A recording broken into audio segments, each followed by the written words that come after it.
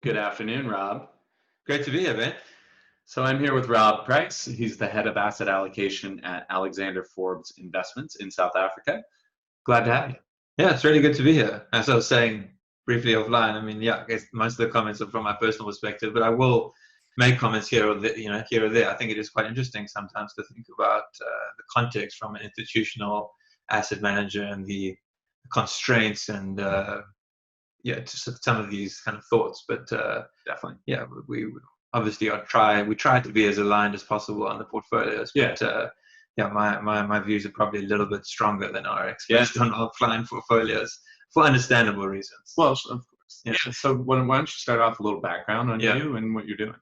Sure. So I mean, my background is I studied economics back in the day, and I was lucky enough when I left university to go to a small company that did a lot of financial market research investments, but they had just a good freedom background. They learned a lot about Austrian economics, sound money, kind of fell down that rabbit hole, many years ago. And so, I mean, I worked for that company for a while and then moved into institutional asset management because I wanted to work more specifically on portfolio management. So I still do kind of economic research, but I just never wanted to be a economist making economic forecasts.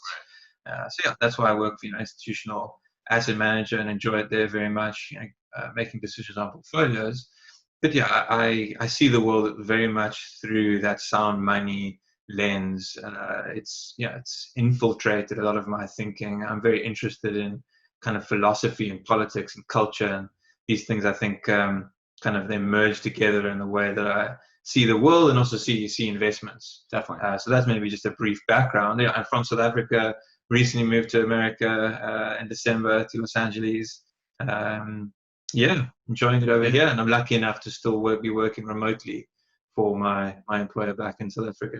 That was probably a little new in December to decide to go remote for your South African company all the way here, right? Now it's the norm. Completely, it worked. It worked out really well, and I left. I planned. I mean, I actually resigned, and my boss just came back a few weeks later and said, "Listen, why don't you work remotely?" And kind of works out well for both parties. And it was meant to only be kind of a 6-month contract. COVID hit. I was networking over here looking for a job based in dollars. And of course, a little bit more tricky around COVID time. Yeah. But luckily they hadn't made much progress with finding a replacement. So extended the contract, still working for them. So I said it's a good arrangement. I would like to move into US-based employment as soon as possible, but very grateful for what I've got. Yeah. And lots of people out there out of employment. Yeah. So, South African rand isn't so strong right now. That is certainly a challenge. But I also said I'm really grateful, not just for the employment, but I mean to be engaged in markets fully at this stage. I still have my Bloomberg and to be able to do all the research because to be out of the markets in March and April would have been really frustrating. There was so much going on. It was incredible time. Oh yeah, and still is now. Unprecedented. Every day is just wild, right? Yeah, it's funny almost to use that word unprecedented, and it's like I say unprecedented every week. I've had to start looking for new words to use. Let me know when you find a new one, because I keep using it as well, because it is, right? So actually, you touched on a good point. I checked out your website, and I'll link it in the show notes, but you have this broad, this breadth of interests around history and economics and sound money and all of these sorts of bits. So I'd be curious, it looks like you do a fair amount of reading and analysis of different historical periods.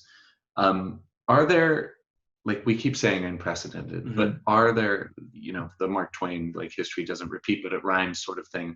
Are there different periods of time in history that we can look to help explain a little bit of what's going on now and get some insight from those periods of time?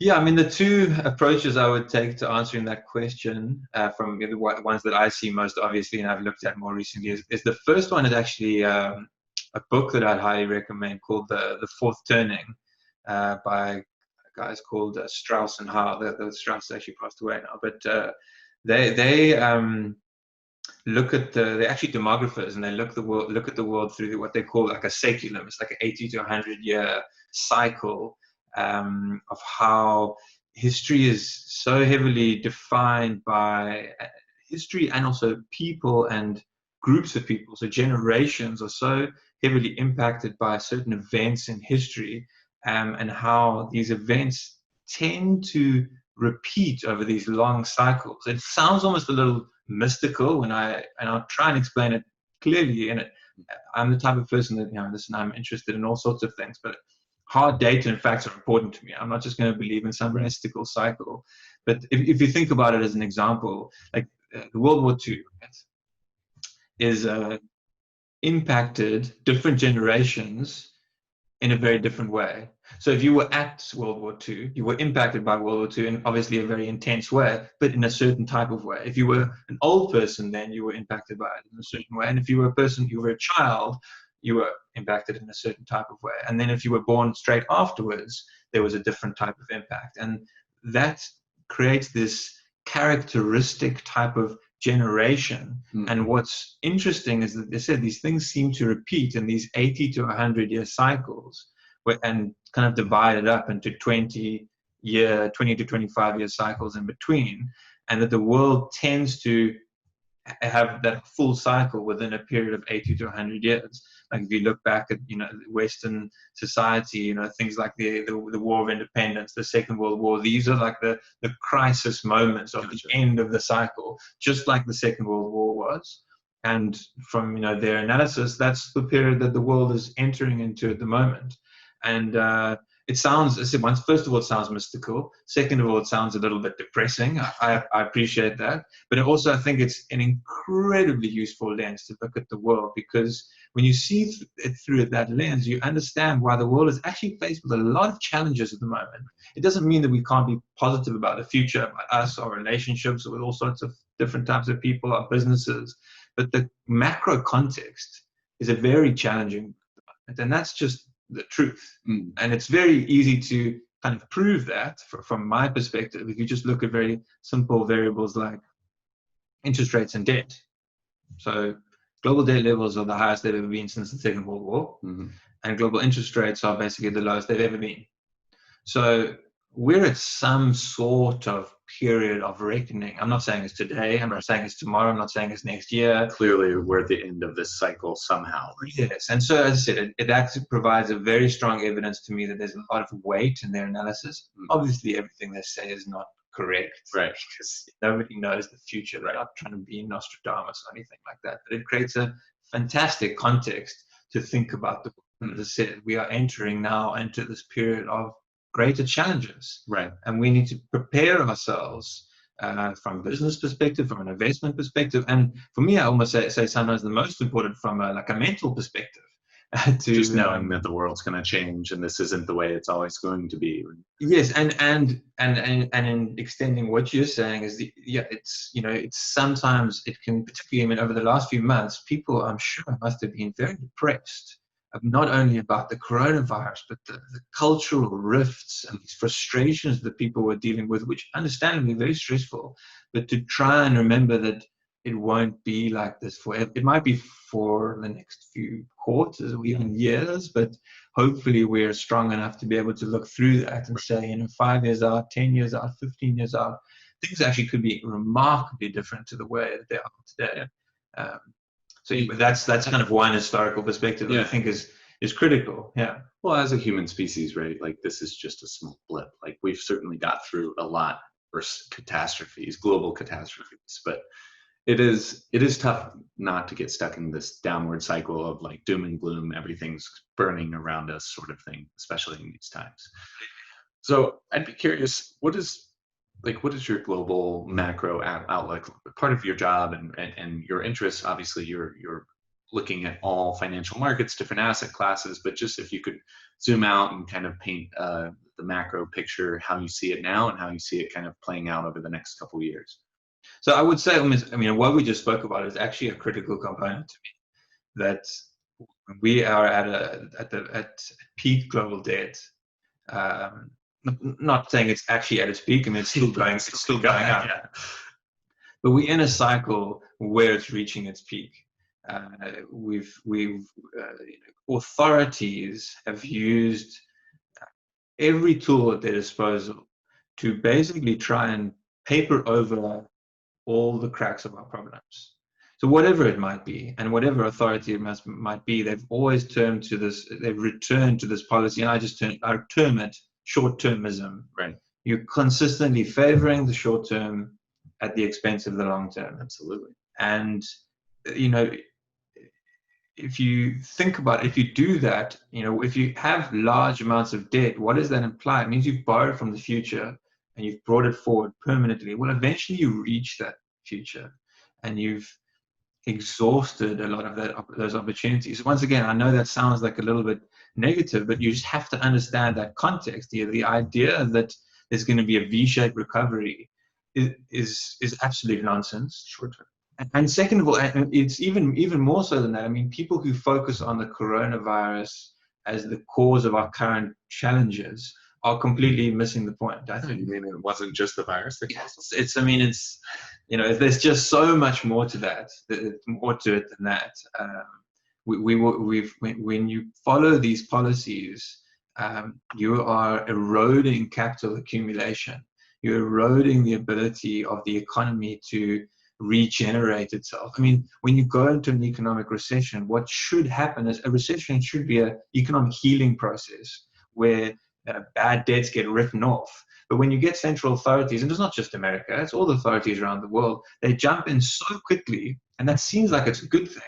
But conversely, it's not. The quicker that you come in, the less adjustment there is. So as a result, the weaker you should expect the resulting outcomes to be. Yeah. So I always approach kind of my global macro perspective, from quite a philosophical big picture like that, understanding that what these guys are doing, central authorities, is very likely to actually work. It works insofar as it has an impact on the day. Equity markets rebounded into April, so it's not as successful, but it delays all sorts of other inevitable outcomes, and it has consequences. I think that's what people also underappreciate. It's not just delaying it; it's actually making those things worse down the future. So, I know you particularly wanted to speak about kind of gold and Bitcoin, these store of value type asset classes. So, my global macro perspective is that the center of a lot of our concerns lies in the way that we approach policy, and the easiest way to see that is in monetary policy. Low interest rates, high levels of debt. We have completely corrupted. I'm not using corruption in the terms of this individual is stealing from this individual. I mean, we have corrupted the concept of money, and as a result, I think that the store of value and sound money and the ability to trust in a source of financial truth has been taken away from society. Completely torpedoed. And that has untold number of consequences. So, my kind of learnings over the last few years, and like I said, I've always been interested in this stuff, but I just become, I always look for people to critique me, so please critique me, wherever you want, but I just get more and more convicted that these policies are not only bad for financial markets, but I've explained they're bad for the economy. We can go into more detail about it, but they're bad for kind of societal harmony, societal progression. People completely underestimate the pernicious consequences of money. Think about it. Money is part of every transaction. So when you manipulate money and monetary policy, you are impacting every transaction. Maybe in an infinitesimally small amount, but that obviously builds up. It's not that infinitesimal right now. I'm saying that, in each one, right? Yeah. We do a sale. We might not be thinking about money, but that's what, that masks the incredibly large consequences. And once again, it starts to sound like a little bit mystical and esoteric, but when you see the evidence, and you talk through the relationships, you can make, like as an easy example, inequality is obviously caused by numerous different factors. But for the Federal Reserve chair to say there's no relationship between inequality and monetary policy is ridiculous. All the data is pointing to it, right? Exactly. If you decide to inflate the assets. When the lower class doesn't own assets, then obviously it's going to drive that gap even bigger. You But know, apparently there's no correlation. yeah. So I mean, yeah. So not only is that policy ridiculous, but I mean, increasingly these people in these positions of policy power are they're calling into question people's trust of them, Right. because I mean, obviously we are, well educated and we do understand these relationships, but I don't even think that's not that difficult a relationship to explain to a number of people. And I think slowly but surely people are starting to get these things. Certainly the market wins out over the long term. It can take a long time for that to happen, which is very scary, and has taken a long time. Yeah. But the market does find out, bad policies, bad decisions eventually. So I mean, we've touched on a few different aspects there, but the global macro perspective is that we are in difficult, challenging times. That the idea of wonderful growth into the future needs to be called into question. That beta will just drive returns in portfolio. That normality will just drive kind of returns for your business. Perpetual growth at 3%. That's totally feasible, right? So we have to unfortunately ask some very difficult searching questions about those foundational principles, right? Which is tough.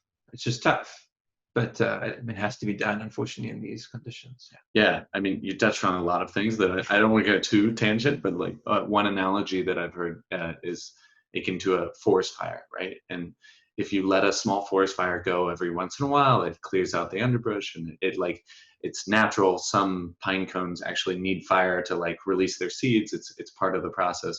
But if you prevent those forest fires ever from coming, then whenever there is a gigantic forest fire, there's a ton of kindling, and it just burns out of control. And I find that a very useful analogy with what's happening with all of this short-term thinking, short-termism, right?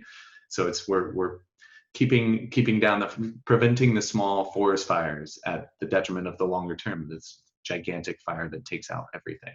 So it's a wonderful analogy, and it makes one, once again, when you turn to these authorities, they will specifically talk about trying to rid recessions from the economy. How foolhardy, and not only foolhardy, but how, I mean, if you're getting elected every 4 years, right? Like, I mean, you need to prevent this recession from happening so you can be reelected. Yes, I mean, that's from and particularly political perspective, and I completely agree with you. I mean, these guys that are appointed into other positions of authority at the Federal Reserve and the Treasury are meant to be a little bit less, a little bit more immune to the political pressure, but clearly they're not. And I agree with you there. Right. At the end of the day, they are actually. A lot of people dispute it and think it's controversial, but they are politicians. Yeah. And so, of course, they're pressured with the same forces, maybe to a less degree. At the moment, maybe to the same degree. Right. But yeah, it's troubling what they're doing. So, I mean, clearly there's some issues structurally, globally, but how does one position their portfolios accordingly? So obviously you touched a little bit on hard money and these things, but equities, any place in a investor's allocation? I mean, what's kind of your view, total asset allocation for somebody? Completely. I mean, I think it's very much dependent, of course, on the individual, what their risk tolerance is, what their time horizon is, and what type of client you're talking to, what type of institution you're talking to. So, I mean, equities clearly have a place within a portfolio. Undoubtedly, I mean, companies will still be able to generate returns in numerous different types of environments. Corporate companies are very resilient. And of course, you're talking here about corporates and companies across the economy. So, the corporates and companies that do well in the next 10 years might be different to the ones that are doing well now, but there will be corporates and companies that do well over the next 10 years. So yes, I mean, equities certainly have an important place within a portfolio. Undoubtedly, I mean, my role, I find, is is often trying to, I mean, it's obviously talking about portfolio construction, often to like educate and poke holes against the conventional understanding. So when I think about equities, it's less about trying to argue that they have a place within the portfolio. It's more about what place within the portfolio, because I mean the default on most institutional pension fund portfolios is to say that, you know, for instance, a young person should be 100% allocated into equities, and I can certainly see the merit 30-year time horizon in that argument. There definitely is merit in that argument, but when you look at the global macro perspective, um, the global macro conditions and the risks that exist, I think that currently is actually imprudent. It is imprudent advice. That there are opportunities and risks out there that need to be mitigated against, that wouldn't be purely by equity. And once again, you've also even got to talk about which equities. I mean, some people would say, okay, well, it's equities who just buy the S&P 500. Okay, but like, you know, what risks are in the S&P 500? I mean, it almost gets us into this in activist passive debate.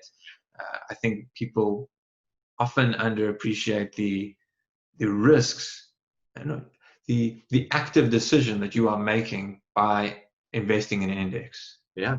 You know, you're just momentum stocks, like all of these things, right?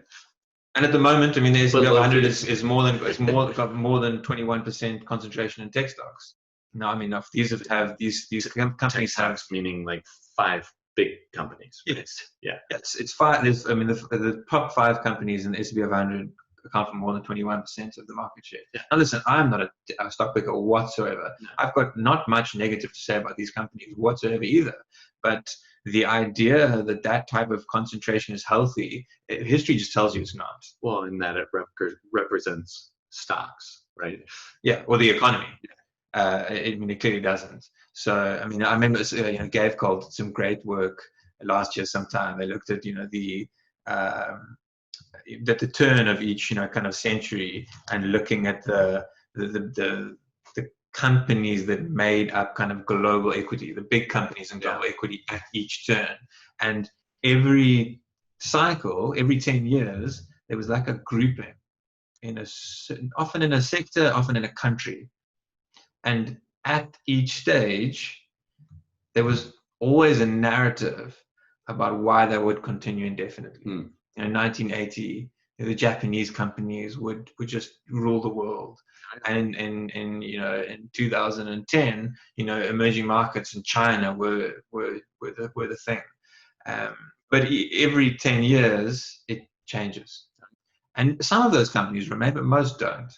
So the idea that, you know, that these 5 stocks are going to remain as the top 5 S&P 500 stocks over the next 10 years is very unlikely. And that's, as I said, there's nothing about the stocks. That's just what history tells you. So it's like I think Nifty 50, right? Like couldn't go down, couldn't go wrong. It happens all the time. Yeah. But that's also like making the assumption that corporations and publicly traded companies will continue on indefinitely the way they are, without major reform or change. Yeah, I mean, like as an example, I mean, I don't even know exactly what the probability, but it's a non-zero probability. I mean, the probability that, you know, Joe Biden wins the Democratic, wins the presidency and implements some sort of change in financial policy, it's a non-zero probability, but it doesn't seem to be at all factored in by the market for the moment, because. Yeah, I mean, they've talked about things like this before. I mean, I'm not a US politics expert, but clearly there are components within the Democrat Party that would favor that outcome. So you touched on something that I always fight with myself is, you know, we're young, we have longer time horizons, so we know from finance that we should have a higher weighting of equities. But like you properly said, every investment is there's an opportunity cost of where else you could put it, you know. And I know that you buy and hold, you know, if you miss the top days of the market, your return is so much lower than had you just like consistently bought in, sort of thing. But I just find myself terrified of the public markets at just how overstretched they are, how little upside potential in my opinion, and some others that I respect in the space.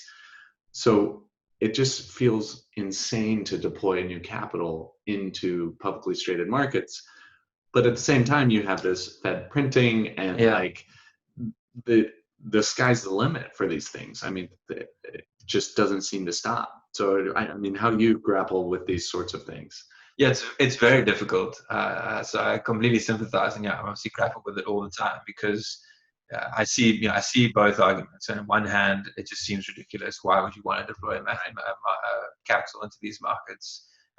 But that being said, you can look at kind of alternative valuation measures and then start to get more of a bullish perspective. If you look at, one simple thing that I look at is, the market cap of equities just relative to money supply.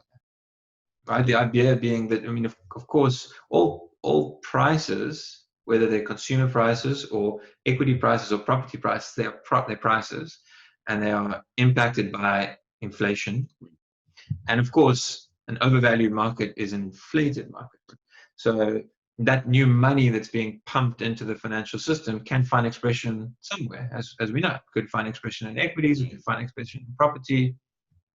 And yes, so if you're loading up on new money supply, how much higher could those equities go?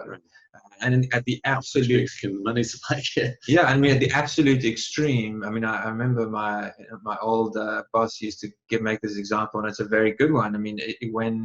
When countries go into hyperinflation, their stock markets do very well, right? Because corporates, companies, they protect well against inflation, and they are doing business. They can mitigate against the inflation. Now, of course, developed markets are not in hyperinflation. Now, I'm not saying they're going into hyperinflation, but what they are experiencing is a hypermonetary inflation.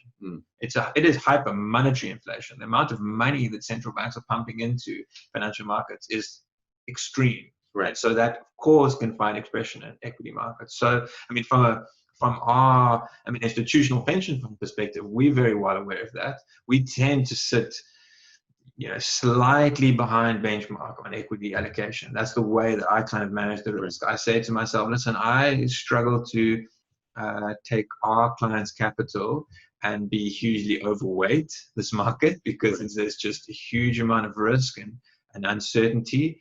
But that being said, and we can't allocate much into cash. I was curious into South Africa or globally, so even in South Africa, we're following the same global trend. For a period of time, SA cash was quite attractive, as was US cash for a period of time.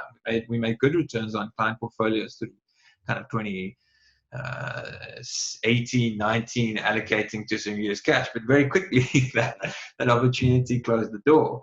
And South African cash was actually had a nice real yield for a period of time, but the South African Reserve Bank has lowered interest rates now down to they're just above 3% for an emerging market. That's absolutely nuts.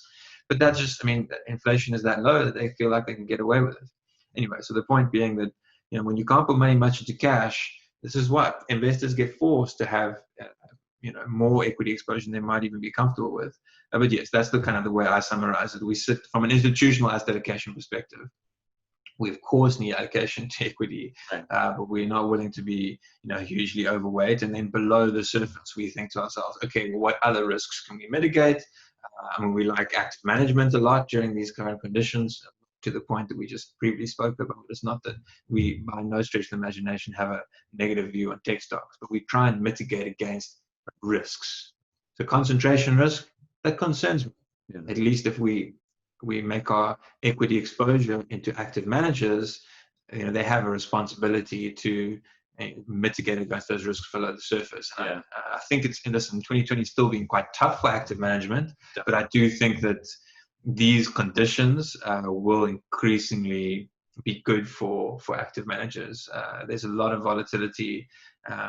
So that's one way within equity. Yeah. And then, of course, you can look at geographic concentration, and you can look at certain sectors. I know you probably want to get onto it a little bit more further in the conversation, but in South Africa, our resource shares are quite heavily exposed into gold miners. Right. So that's somewhere we have quite reasonable exposure because we like the outlook for gold, and the gold mining stocks are giving us some of that exposure within the portfolio. So Yeah, high level, don't want to be overly overweight, and see where we can find risks and opportunities kind of below the surface. Okay. From a personal perspective, Right. yeah, I don't hold a huge amount of equity because I think that from a personal perspective, I'm willing to take other risks. Um, Cool. Do you want to go into those other risks? Yeah, sure. So it's speaking very much to the speaking to store of value, sound money. I think that the opportunities presented by precious metals and Bitcoin are pretty incredible. These are incredibly volatile assets that are the future is uncertain, and the regulatory uncertainty, of course, with crypto one needs to take into account. And I mean, some people would think it's absolutely crazy, and that might be their perspective. So I mean, all I'm saying is that one has to obviously be aware of those risks, but where the macro outlook is at the moment, with central banks reaching the absolute zenith, and they're probably going to go further, but of monetary madness, complete monetary corruption, I strongly believe that the market will find value in stores of value. And gold and Bitcoin is the digital store of value. Gold is the historic store of value. And we are now, I mean, it's now great timing. Right. The last couple of weeks, we're starting to see that. And we're seeing the market even finding value in silver. And silver is the second most precious metal. Right. And if you want, we can get into kind of the reasons. Sure. Well, I mean, I'd like to hear overall, like, as you know, I'm bullish on gold and Bitcoin. I don't own any silver just because I've never fully understood it. I mean, I know it has some industrial use cases, but it's kind of like a cheaper version of gold. But I guess what is your bull case for gold other than it's this historical store of value? What is kind of the perfect scenario playing out to really have gold, go to $3,000 per ounce or whatever? So I mean, we'll get into the reasons. The scenario perspective, just to answer it up front, is now. And then I'll explain the reasons why. And I maybe to start with, just to take, pulling back the lens on gold, because it's such a misunderstood asset class, and it becomes, very difficult because there's so many misconceptions about it. I think to start with, one needs to just appreciate that, metallurgically, geologically, gold is not a complex thing. It's a piece of metal that's difficult to find, hard to mine, and it doesn't erode, it doesn't corrode, and because there's so little of it, and it doesn't erode and it doesn't corrode, it doesn't make sense to use it in industrial purposes. So you could make your kitchen out of gold, but it would be expensive. It wouldn't make sense, right? So you use it very sparingly, and society gravitated towards society gravitates towards using those type of assets as stores of value. I mean, you almost to go back to like the monetary history. Societies used all sorts of assets as store of value. Yeah. Exactly. And the reason why shells would be used in some societies is because in that society, those shells were very rare. But of course, that was once there was more global trade and people started, doing mining.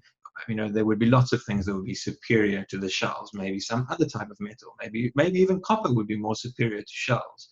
But of course, as you get more global trade, people gravitate towards the commodities which have the best store of value. And the most simple way actually to look at it is the ratio of stock to flow, which is something that's been made very popular by Safety Namus and Plan B and the Bitcoin community. You cracked me up on your Twitter feed, actually, that just Googling it, you can't find anything about stock to flow for actual precious metals anymore, right? Yes. To dominate the SEC. I'm sure, precious metals analysts probably did speak about it, but it's phenomenal how Safety and Plan B have really raised the interest of that component. But anyway, explain it a little bit. So it has been misconstrued. It is like this perfect way of forecasting price because the supply is coming down. So like obviously demand will increase and price will go up through this. So maybe like highlight. So we can get to those. But yeah, just the So the stock to flow, it's just saying how much of the asset, the stock above ground, is there relative to the new flow which is created every year. So coming to the gold example, and it's nice to talk about gold, and it's nice to have an understanding of gold and Bitcoin. Often there's too much conflict between these communities, but there's a lot of cross-pollinating ideas which are hugely valuable. But anyway, so the gold, because it is rare, difficult to find, not used in industry, we don't destroy it. So every time we create a little bit more, it adds to the stock. So we have a large stock and little incremental flows, relatively speaking, each year. Now, of course, that's in complete contrast to almost every other commodity in the world. You create coal, you burn it.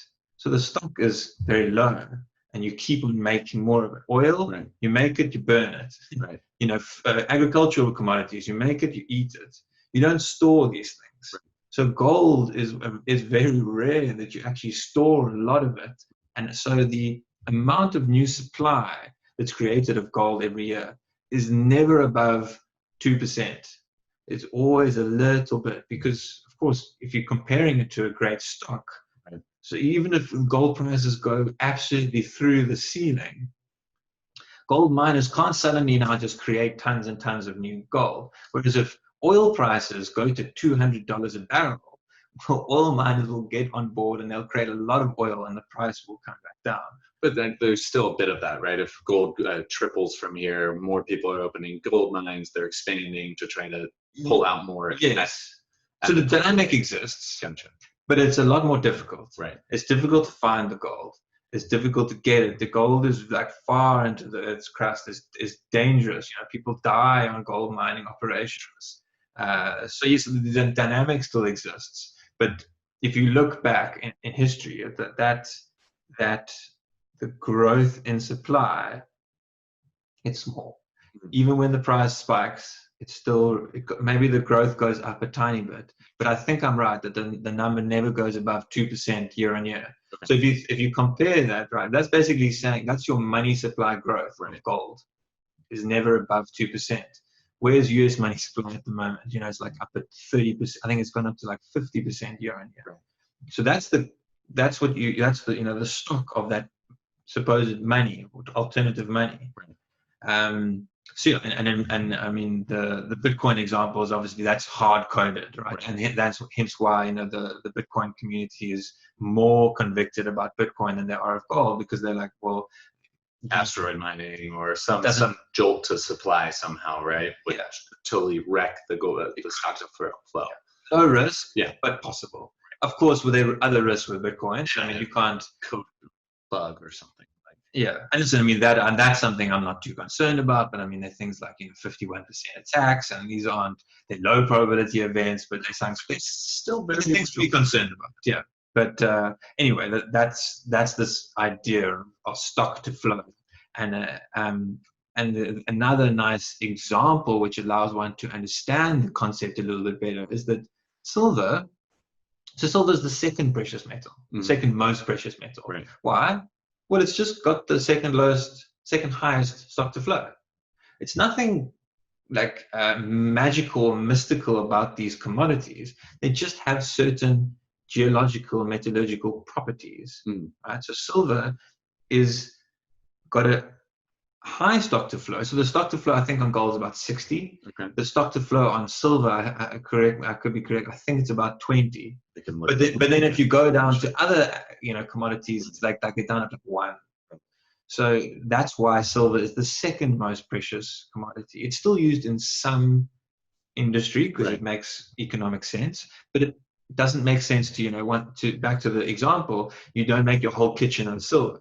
You make some bits of the silver because it's just not economical. So it still is able to function as a store of value. And once the price rise at the moment is just, silver is like your high beta store of value. Right. So it's now, gold was moving, gets to a new record high, and people are like, oh, well, we'll have some silver too. Yeah. So silver's playing catch up. The silver miners are playing catch up. Yeah. These are they're different elements of the risk spectrum in precious metal markets. Right. So it sounds like as long as monetary policy continues to be, messed with the way that it is, you'll continue to get more and more bullish on hard money assets such as gold, silver, Bitcoin, right? Yeah. So I mean, almost starts to get us, a bit into almost like the valuation questions. So yeah, and you asked that question about environment. Yeah. So the environment at the moment is perfect.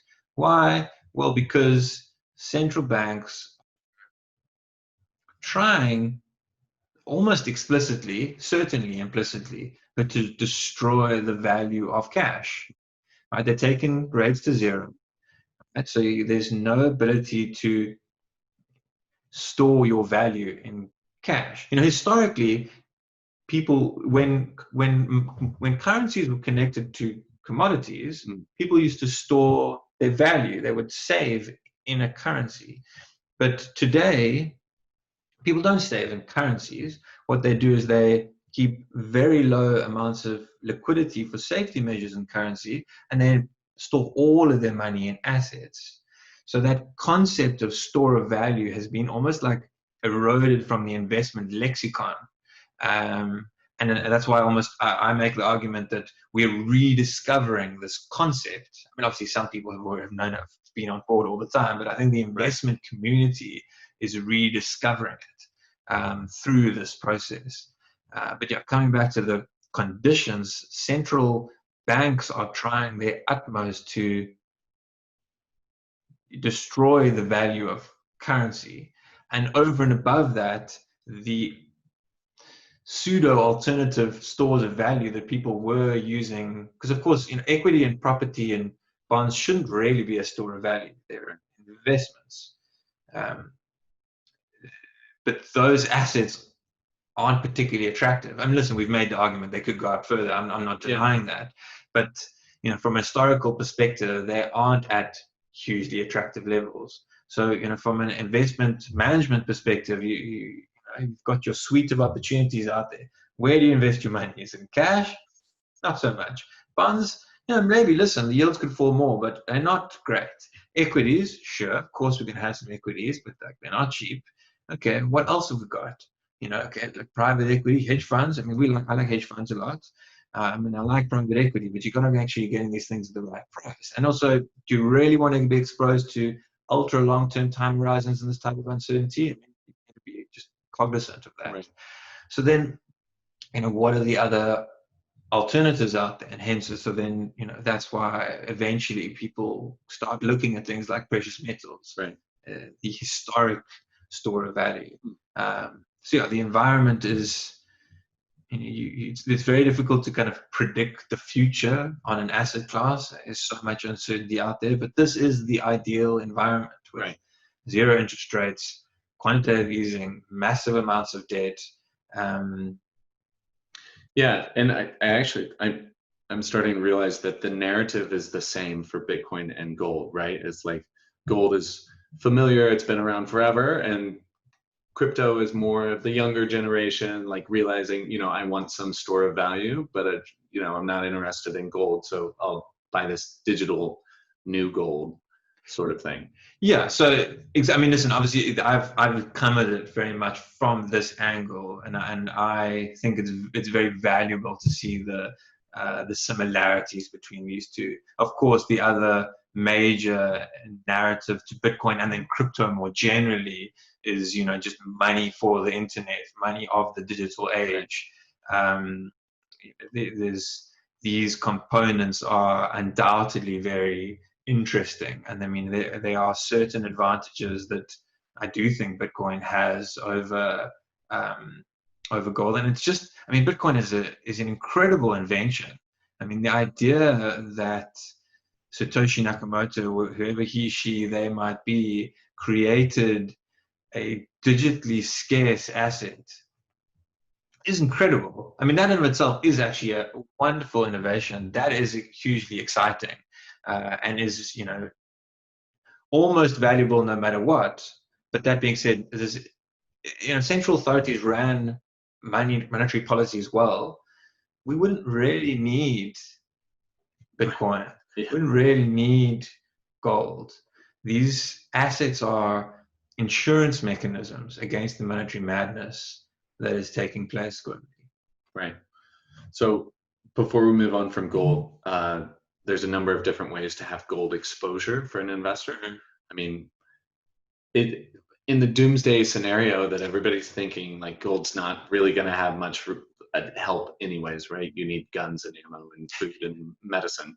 But like GLD exposure, like ETFs, what's kind of your preferred method of getting gold exposure into a portfolio? Once again, it depends on the type of individual institution that you are. I do think that there's benefit in understanding the risks to ETFs. I mean, I hold gold ETFs, but there certainly are risks to gold ETFs. There appears to be a lot more paper money, paper gold, than there is actually physical gold. So it is possible to envisage a day where the gold price has moved to such a degree that there's a squeeze on this paper gold, and that these ETFs aren't able to pay out to in the ways that they say that they are. One should be cognizant of those risks. If you're going to be true investor and investigate all your risks, that is a risk.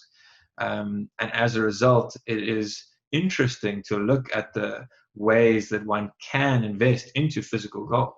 One doesn't have to just buy the physical coins and then take the obligation of storing it oneself. You can do that, but you don't have to. There also are institutions that allow you to buy it, and they will store it in their vaults. And some of these companies have vaults in different jurisdictions around the world, so you can try and overcome the jurisdictional risks that people are cognizant of. Like, as an example, people are aware of like the risk if you buy your gold from a US bank and you're a US citizen, and then for some reason the US government decides to ban gold, then they can very easily get hold of it. They have done it before, but they could get a hold of your gold very easily if it's sitting in the bank. Right? The bank's not going to lie to the government on your behalf. It's Swiss vault. So some of these companies.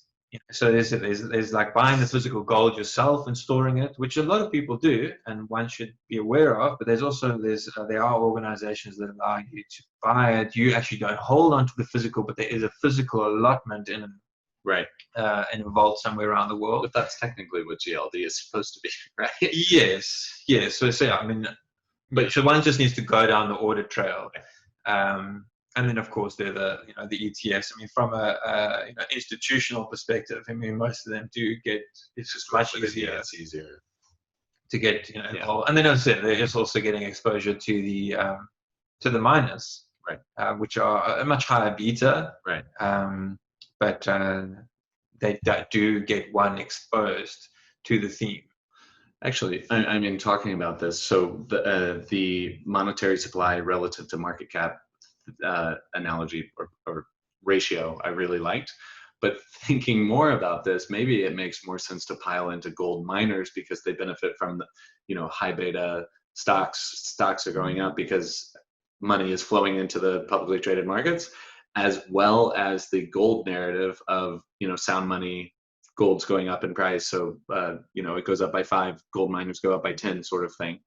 Do you think is that part of the narrative that you're using to invest in miners? Are you bullish still on gold miners? Yeah, I do hold a little bit of gold miners. As I said, I also just wanted to kind of learn about them and just be kind of involved in a different part of the market.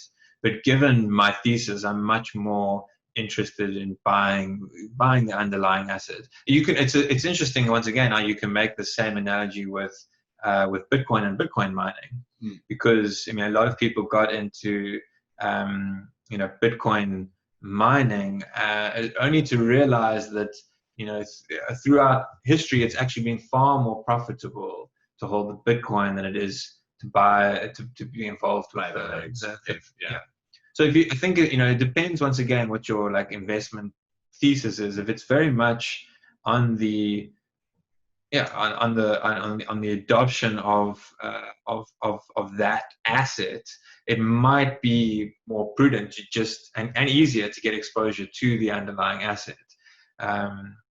but yeah, it's I mean, it's interesting to investigate what the possibilities are with the gold miners, and they're volatile. They might have a lot of they could have even stronger returns for a shorter period of time.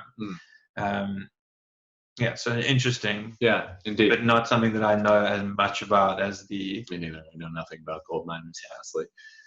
So I'm curious, obviously very bullish on gold, the underlying.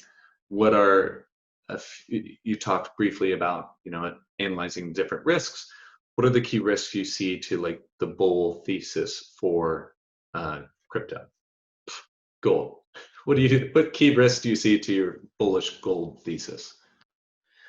Yeah, I mean, I think that, the first one is more of a short-term one. I think, just that the market gets ahead of itself. And listen, I think that this is, unless the Robinhood traders get on board.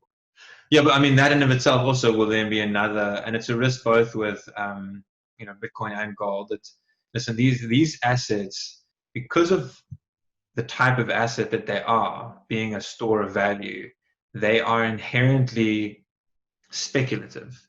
Now, I think it's important not to be fearful of the word speculative, because I think all investments are speculation, because you are making an inference about the future. Yeah. You're speculating about the future. I mean, even value investors, they obviously try through their analysis to reduce the idea of speculation, but they're still speculating about putting in a dollar, trying to take out more than. Yeah, but clearly with store of value type assets like gold and Bitcoin, it is like purely speculative. There's no yield, there's no growth.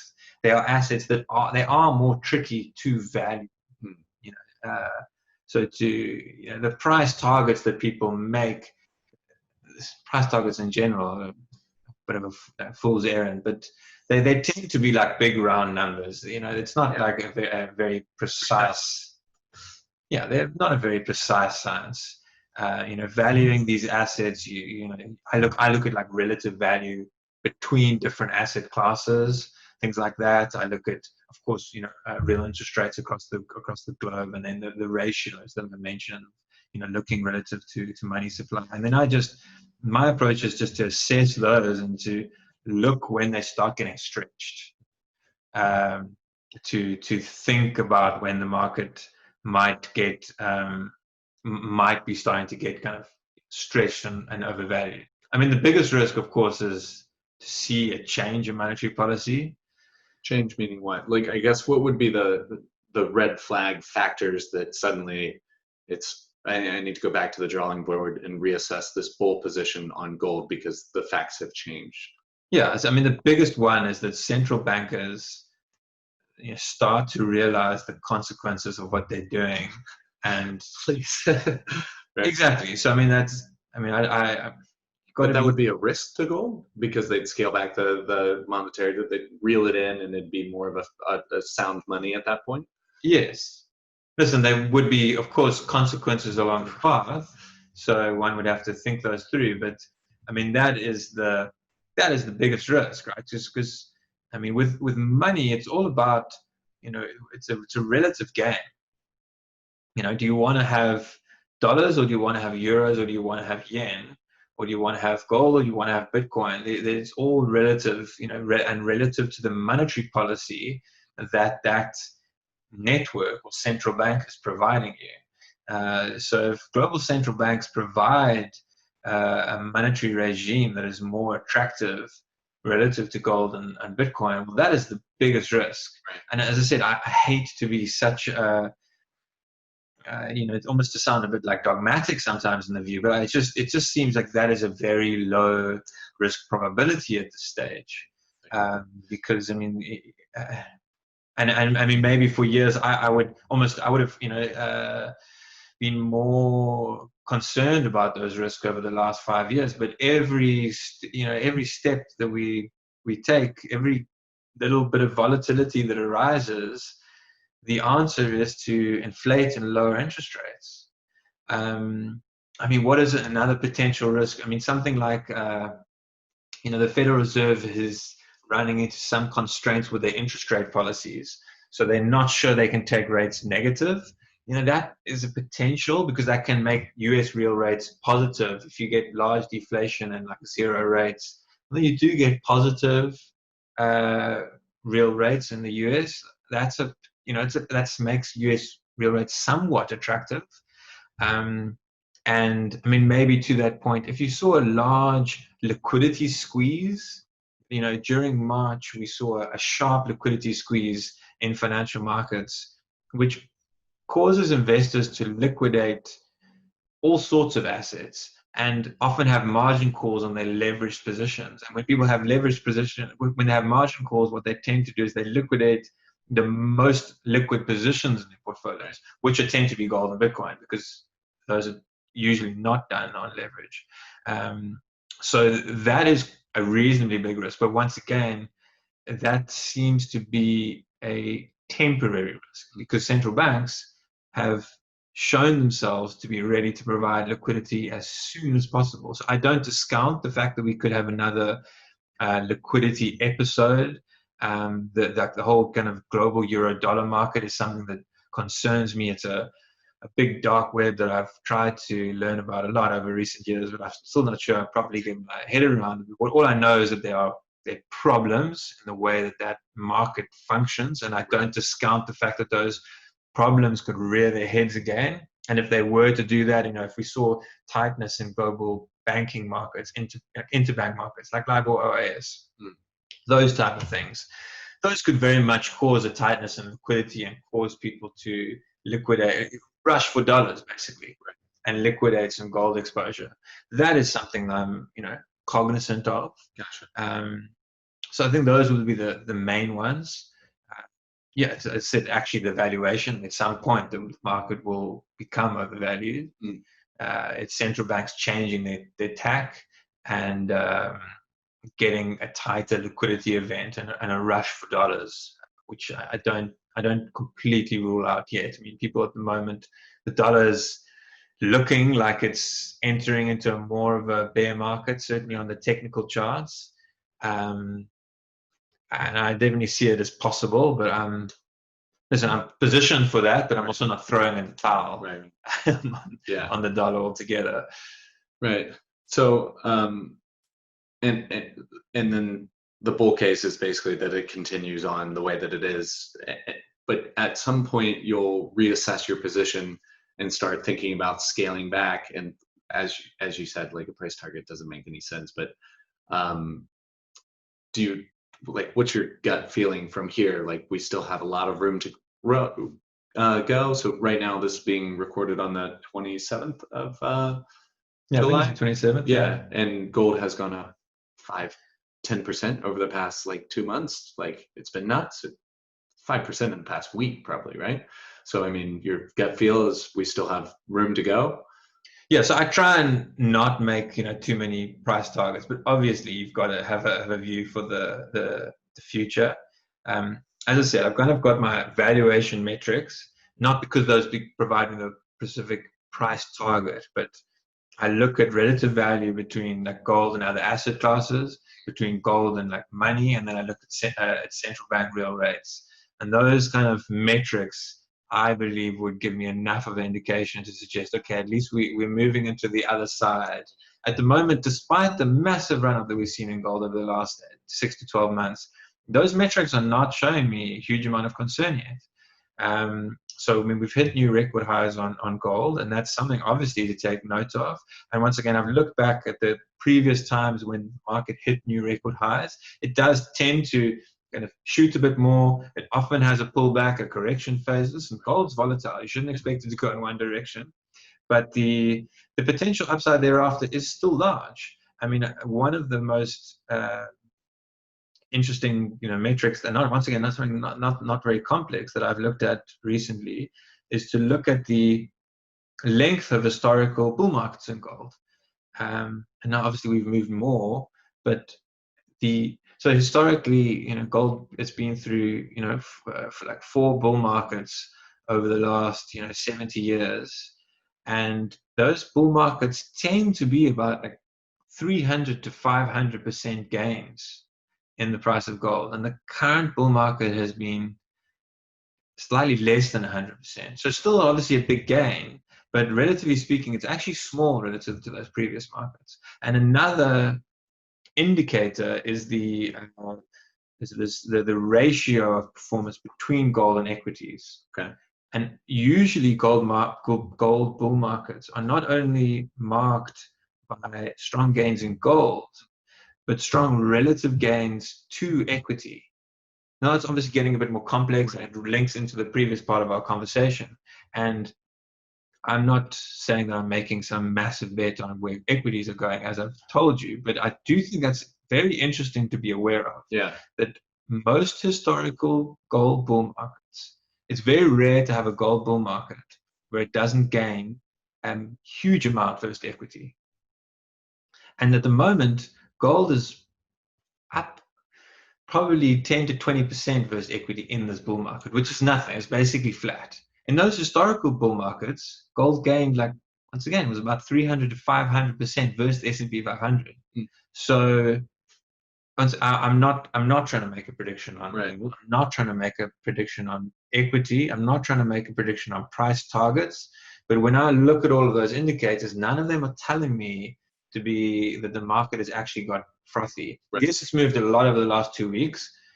Pullback should be expected. It's a very volatile market. Anybody who expects to know what the price is going to do tomorrow is. But if you're a long-term bull, I mean, it's like, has the macro picture changed? No. So like it will pull back. Yes, it's overheated, but like, am I still bullish on it? Perhaps, right? Precisely. Yeah. The problem with, I think, looking back is just how much the picture has changed, right? Like we've never had this amount of monetary supply, inflation, this amount of inequality in the world. There's so many pieces. The classic, this time it's different, but it's whenever I look back at all of this, it just seems like I'm trying to cherry pick to find something that fits the thesis that I already agree with, right? I agree, and I mean, listen, the historical analysis is always flawed, but that being said, it's what we've got. So the way I approach it is I do the historical analysis, and then I poke holes in it, like you're saying. And given that we're in more extreme monetary conditions than those previous bull markets, right? Those make me reasonably comfortable with using those as I said, not price targets, but they provide me with confidence that the market is not overheated. Yeah. Because historically, we've moved a lot more than this before. Oh, yeah. So shifting gears a little bit. So gold, silver, I get those. We've talked about equities. You're bullish on Bitcoin. So perhaps how did you get into Bitcoin, and what are the core foundational principles for your bullish thesis on it? So it's very similar from a foundational perspective. I mean, how I got into it. So as I said at the start, I always had an interest in sound money. I've always kind of had an interest in gold. Started buying small amounts of gold when I first started working. And I mean, I can't remember exactly when it was that I first heard about Bitcoin, really. But I just know that my interest it took off in 2016. I think that I was lucky enough to go to a couple of meetups. Met a few people in Johannesburg where I was at the time who had a few conversations with me. One or two of those guys had a good understanding of sound money, and I read the Bitcoin white paper, and it just kind of set it off to me that I already was convinced on the sound money, right, the central banking, but then realized this idea that digital scarcity, that's never happened before. Okay, that's pretty incredible. And so I bought some Bitcoin, and then of course owning and seeing the price go up, then starts to, of course, create that feeling, and you go down the rabbit hole. You find out all sorts of information about, and you poke holes in that, trying to understand the tech. And I'm not a technical expert at all, but you try and poke the holes, and you speak to programming guys, they're bullish on Bitcoin, and you're like, listen, but have you tested the code, and have you looked at this? And they're like, listen, we've looked at it, and you build your extra bit of confidence. But as I said, I mean, the fun. So that's how I got into it. But the investment thesis is kind of exactly the same. I just think that the world is crying out for a store of value, sound money, and that over and above that, Bitcoin is digital scarcity. Right. And that is, and it's not only digital scarcity, but it's obviously digital, decentralized, immutable digital scarcity, right. which is just absolutely phenomenal. So, I mean, I'm bullish on gold. I just think that the upside in Bitcoin is, I mean, also the risks are there too, and the risks understanding and the difficulty understanding are potentially even bigger, because trying to get your head around the tech is tough. But I just think that the upside is higher as a result. But yeah, I try not to think of them too much as compete. Of course, they do compete with each other, but I do think that there's a space for both. But yeah, based on the monetary dynamics, certainly. Yeah. So something that I was just thinking is, if like globally governments get together, issue a sound money, backed a new government-backed cryptocurrency, this is a risk both to Bitcoin and gold thesis, that you would have this new sound money equivalent that it has the backing of multiple governments.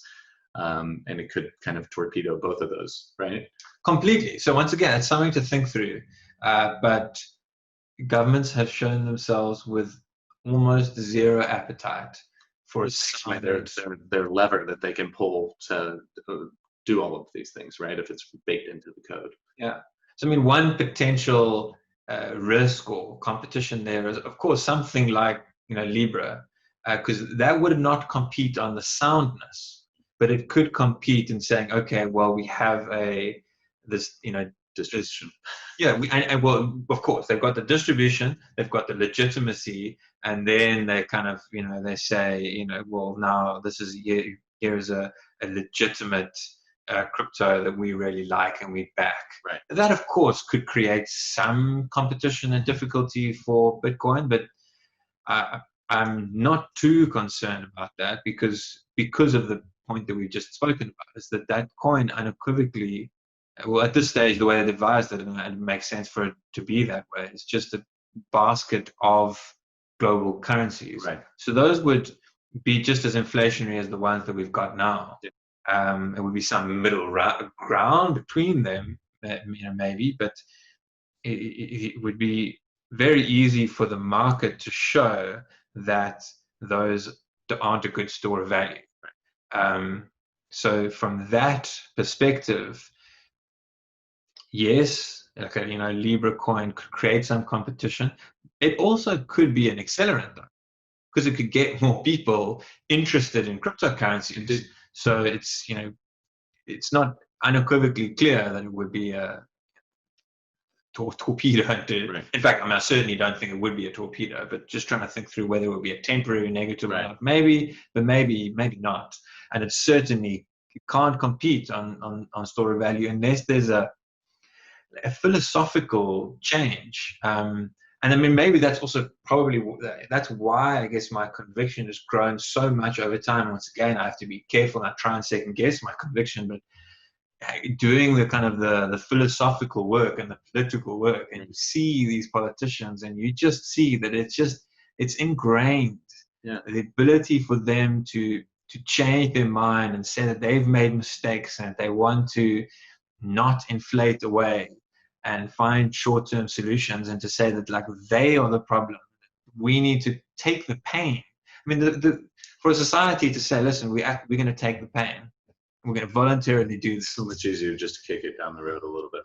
So, yeah, that's a risk that one needs to think through once again. But but on that topic, change is not easy, right? So they're going to fight like hell to not let something like Bitcoin become this new sound money, which is so. Whenever I think through crypto, I'm obviously very bullish as well. But the big fear is that Bitcoin isn't sound money and it's just another speculative asset, and this money supply has grown, and it's just been stuffed in every asset class imaginable, including these highly speculative cryptocurrencies such as Bitcoin that have these characteristics of sound money. But in reality, once all the dust settles, it was just another speculative asset that was pumped full of easy money.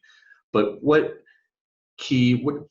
main risks do you see to Bitcoin evolving, continuing to grow as this new source of sound money? I mean, just quickly on that point, so you said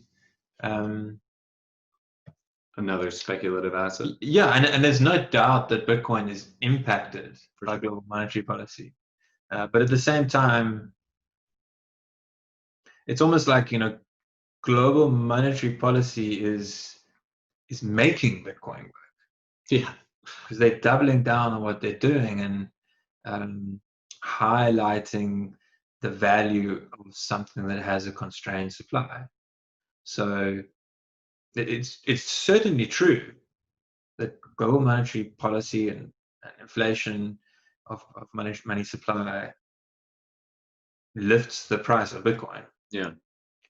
One should not argue against that point. But I mean, there's a reason why Bitcoin is basically the best performing asset over the last, different time frames, of course, but over the last 5 years. I'm pretty sure Bitcoin is the number one likely performing asset. There's a reason for that. So, to all the points small days we've sure, but even versus, for instance, all the other cryptocurrencies that started, they haven't been able to compete, and there's a reason for that, because there is some fundamental difference in the technology there.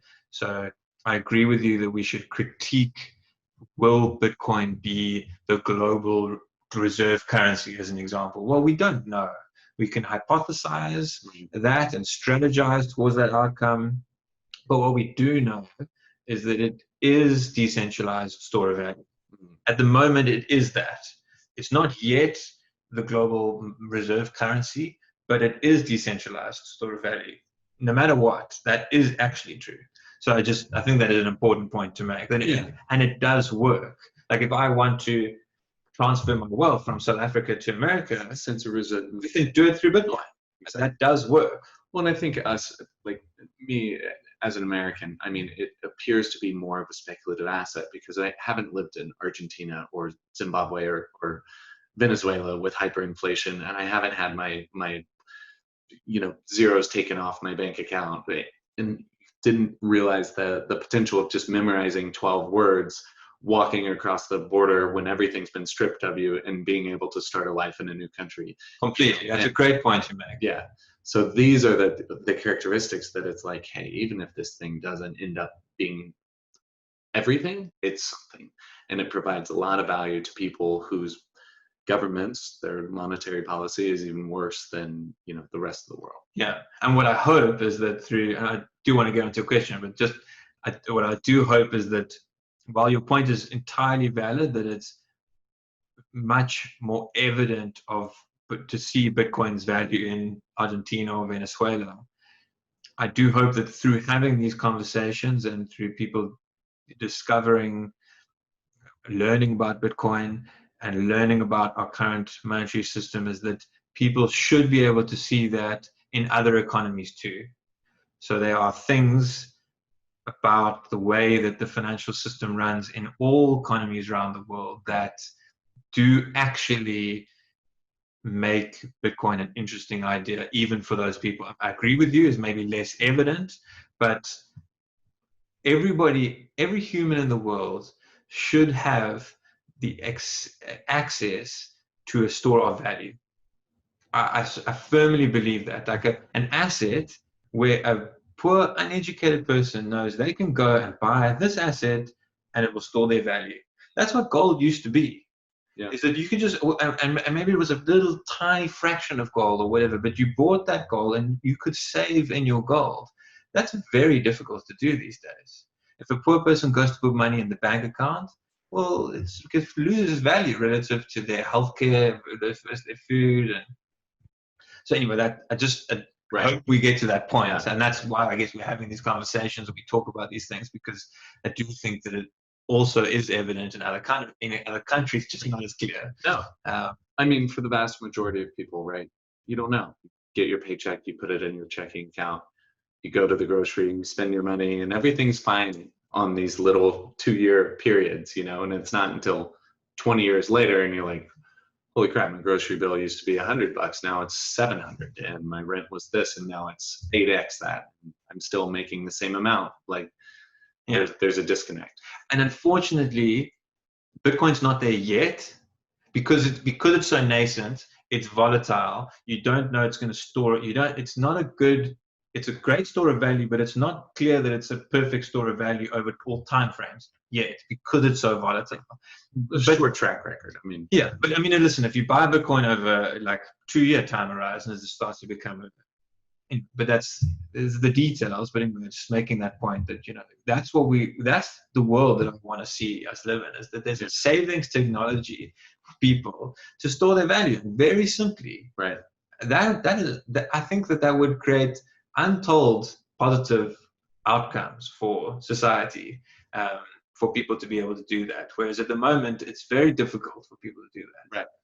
But you were asking about the risks. Key risks. Yeah. I still think regulation clearly is a risk. Bitcoin will run whether it's banned or not. So I don't think it's going to go away, and I think it's going to go to zero. I think those kind of critiques don't fully understand the technology. But clearly, if you ban something, it can have an impact on the adoption. I mean, to the point also we were talking about Libra, it's not entirely sure how negative it will be. I mean, we have to be aware that there would be negativity, but at the same time, for a government to go and ban something tends to imply that government is so threatened by it, perhaps, when it comes to this sort of case, right? And then you ask the question, why are they so threatened? Right. And what is it that they've done that makes them so threatened? And it tends to be that at the time you get to that point, the people are like, oh, you're banning this thing. Oh, okay, let's go buy it. I want to use it. Yeah. So I love the thinking through the geopolitics of Bitcoin. We don't know the answers, but that's the way I think through a little bit of that. And then the other component is that what's interesting is that, most countries are slowly but surely making little bits and pieces of regulation. And that tends to imply a lower probability of banning.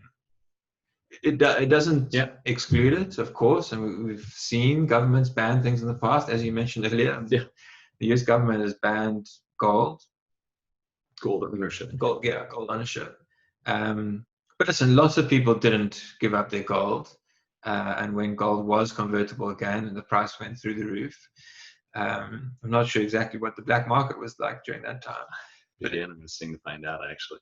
Yeah, but anyway, I think that the point stands that I think interest in something like Bitcoin can go up if it's banned, and many regulators aren't that negative. So there's lots to think through there. Of course, like that, the deep state is not going to be hugely supportive of Bitcoin, but for instance, I know of examples. Some of the South African regulators, some of the younger guys are quite excited about this new technology and this new money. And they're quite supportive about making positive regulations. Yeah. They're frustrated about their legacy systems, and they do see potential. And I wouldn't be surprised if you see similar dynamics in some other countries around the world. So we certainly need to be aware of that risk. I'm very cognizant of that risk. If the US government bans Bitcoin, that reduces my optionality on using that Bitcoin. But I also wondered to myself, you almost need to see a globally coordinated effort. Because if let's make the example, let's say the US government bans it and nobody else does. it doesn't make sense. And then all the Americans are turning around to their government saying, hey, what are you guys doing? Right. And it also wouldn't make sense because all those people who hold Bitcoin would now probably see how quickly they could move somewhere else and move all their capital to another country. It's a huge loss of game theoretical modeling there, right? And then even in the scenario where you think through, let's say there is like a global coordinated effort, which seems unlikely in current conditions. You know what I mean? Like, the Chinese and the Americans aren't good friends at the moment. There'd be somebody that would raise their hand and say, actually, we'll allow it. Come on over. That's right? That's the way so I think in the even that's basically for me that was the worst case scenario. Well, and that's what's happening with crypto regulation, right? Like all these countries didn't have anything, and places like Malta or Estonia or Singapore, just like, hey, yeah, you can incorporate here. That stuff's fine here. And it gives them the chance to leapfrog these other countries and become this, crypto valley, this next Silicon Valley sort of thing. Completely. So that's for me is actually how I think that's the worst case scenario. Is that there is a global coordinated effort, but there's still little pockets of leakage. And who knows? I mean, maybe all the crypto enthusiasts end up congregating in some island country somewhere at some point in the future with a huge amount of capital. It's happening in Puerto Rico, right? Yeah, I mean, and yeah, well, I mean, I guess that's been the way of the world for actually many years. It wasn't always on crypto. Just these little loopholes. Tax havens. But yeah, maybe maybe that trend accelerates even more. Yeah, we don't know exactly what the future holds, but thinking through those risks has certain permutations in the way that one might think about storing and securing one's Bitcoin. Right. I mean, listen, there are also other permutations of why you might take different choices on storing on an exchange or on a computer or in a cloud wallet or whatever it might be, or but there might be additional things to think through there from a regulatory perspective. Right. As example, it's exactly the same as the gold example, right? So if you bought your gold and stored it in a US bank and then abandoned, it wouldn't be great. Exactly. And similarly, if you bought your Bitcoin and stored it in a US exchange and abandoned, that wouldn't be great. Right. It's probably a low probability event at this stage, but if that's where you're storing your wealth, you need to think through these risks. So obviously bullish on Bitcoin, bullish on any other cryptocurrencies within I mean, there's over 2,000 of them, right? A lot of them have the same characteristics of decentralized store value, shorter track record, etc. Any ones that you follow? So I do look at Ethereum because I think the idea of having this money of the internet is of interest. So I do keep an eye on there, and I have a little bit of Ethereum to experiment with some of these things because I think the experimentation is interesting and valuable. No matter what the outcome is, whether it works or not, the people will learn things through that process. But I see it more from my perspective as that's an experimentation approach. My thesis, as we've chatted about, is very much about sound money and store of value. And I feel like I'm already taking large amounts of personal risk by having a reasonably concentrated personal investment portfolio. And that I mean, as a result, it makes sense to be focused on the most secure, lowest risk one. And that is the truth. I mean, Bitcoin, it's complex to understand and there's a lot to it, but also in essence, it's quite simple. It's decentralized store of value and with a high amount of security because it's got a big network effect, right? Lots of miners. And so the security there is unprecedented.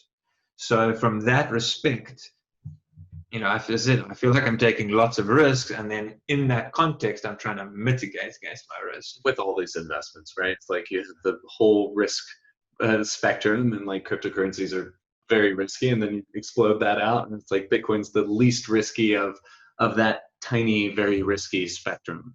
Exactly. And so one can spend a lot of time and energy then, looking at all the different altcoins and um, see investment potential and maybe make wonderful returns. But for me, I rather allocate my time towards thinking through basically the stuff we've spoken about here today.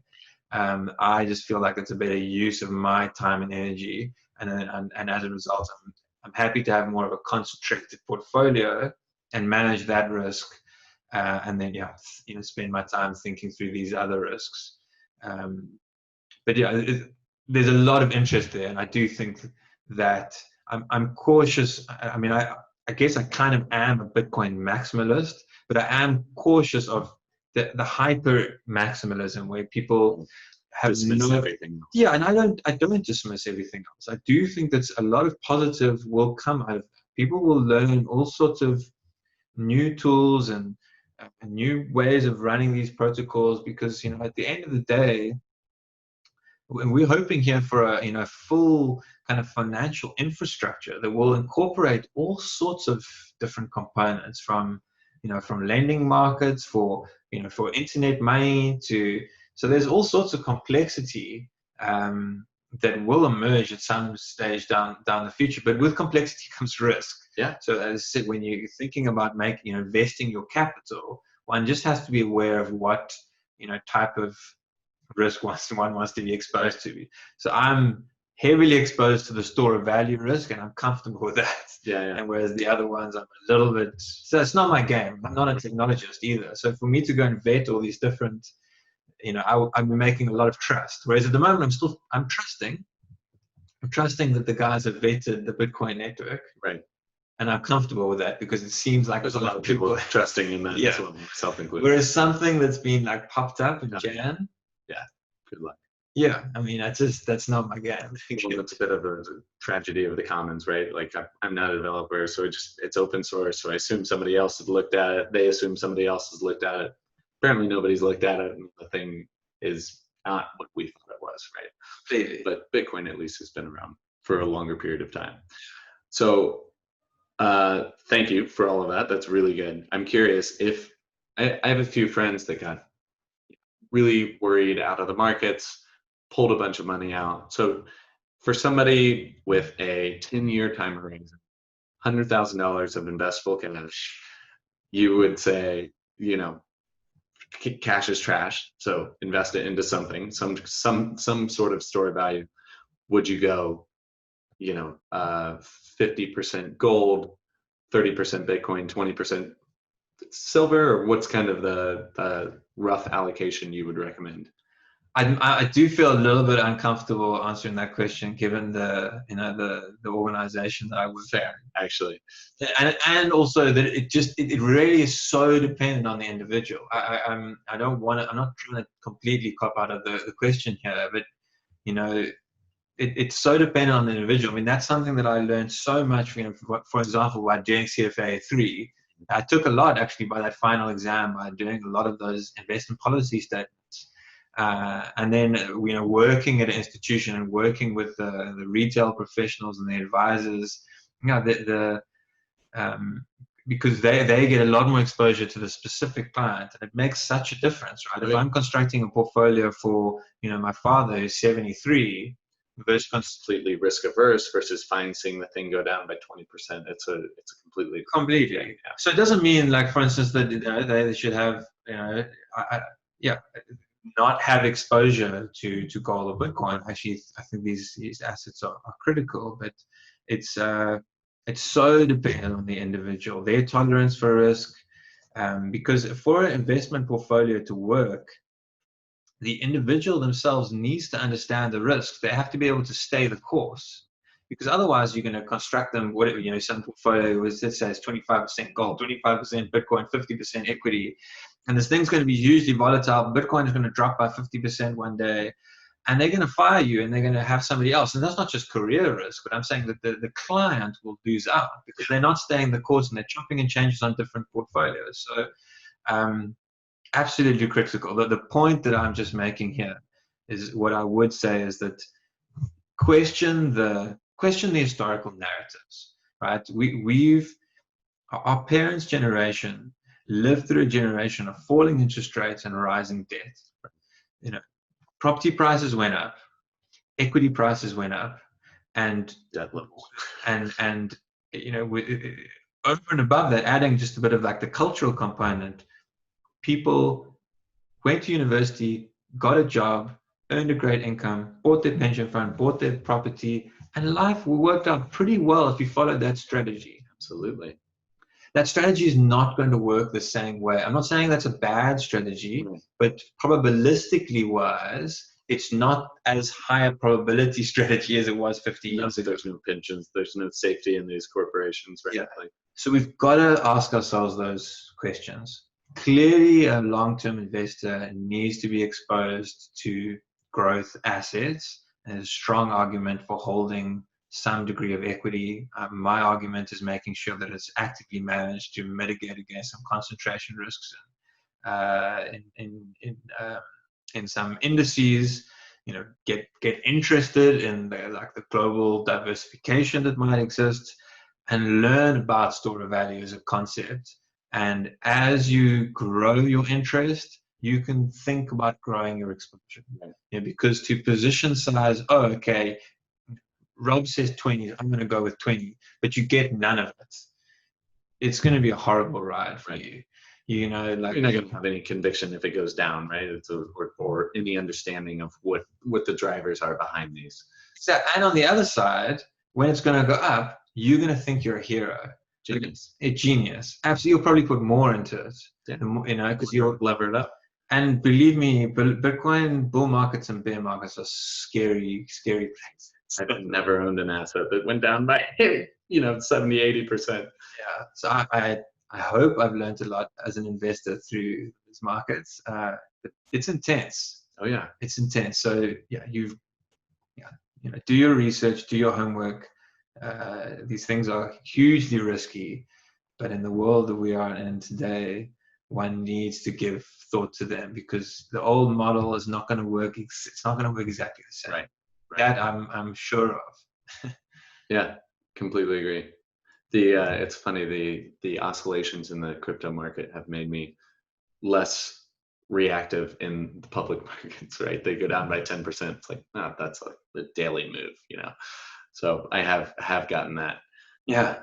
Rob, really appreciate having you on. Yeah, appreciate it. Where can my listeners find out more? Website, Twitter? Where would you like to send them? Yeah, sure. I'm on Twitter at RobPrice58, and my blog is called pricelesseconomics.com.